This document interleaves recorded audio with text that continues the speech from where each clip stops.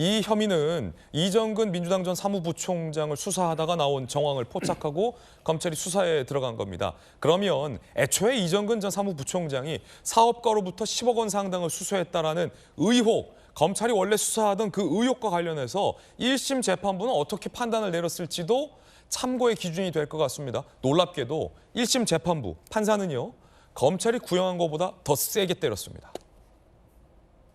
결국 이정근 전 사무부총장 의혹은 1심 재판부도 상당수 죄질이 나쁜 범죄 사실로 보고 있다는 얘기입니다. 어제 10억 수수 혐의 1심, 마침 1심 재판부 재판 결과가 나왔는데 징역 4년 6개월이 나왔습니다. 검찰이 구형한 건 징역 3년이에요.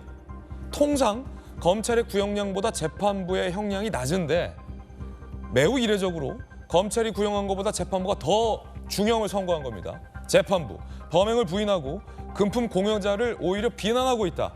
엄벌에 처해야 된다라며 이정근 전 사무부총장에게 징역 4년 6개월의 유죄를 선고했습니다.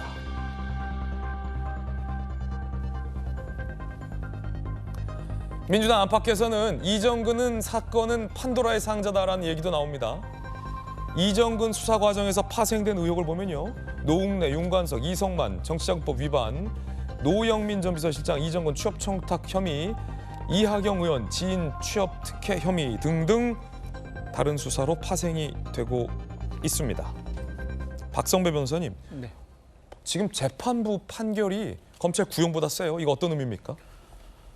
검찰의 구형은 재판부를 구속하지 않아서 재판부는 참고사항으로 삼고 자체적으로 판단을 하죠. 그렇지만 이 사건에서는 정치자금법 위반으로 징역 1년 6월, 알선 수재로 징역 3년이 선고된 것으로 알고 있는데 공소사실이 모두 유죄임을 전제로 한다면 검찰의 구형이 오히려 낮았던 것 같습니다. 예.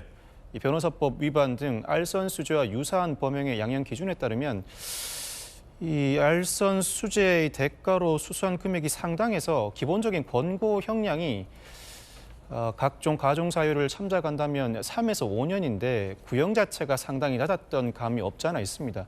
재판부가 이 판결을 통해서 알선 대가로 상당한 금액을 수수하기도 했지만 일부 적극적으로 요구를 하기도 했고 인맥을 과시하면서 구체적인 처분 내용을 적시하기도 했다. 일부 알선 행위를 실행하기도 했다는 취지로 판시를 했는데 이 공소사실이 모두 유죄로 인정됨을 전제로 한다면 그 공소사실 범죄가 이 공무원에 준하는 정당에 속한 인물로서 국민들의 신뢰를 받는 지위에서 이와 같은 행위를 한다는 것, 엄벌이 필요하다는 취지로 판시를 했고 유사한 사안이 또 재발된다면 그 이상의 형벌이 있을 수 있다는 일종의 경고를 보낸 것으로 보입니다. 검찰도 그동안 선고된 형량에 비춰서 이 정도 형이 선고되겠지라는 다소 안이한 생각으로 실제 체감할 수 있는 형보다는 다소 낮게 구형을 한 감이 있어 보입니다.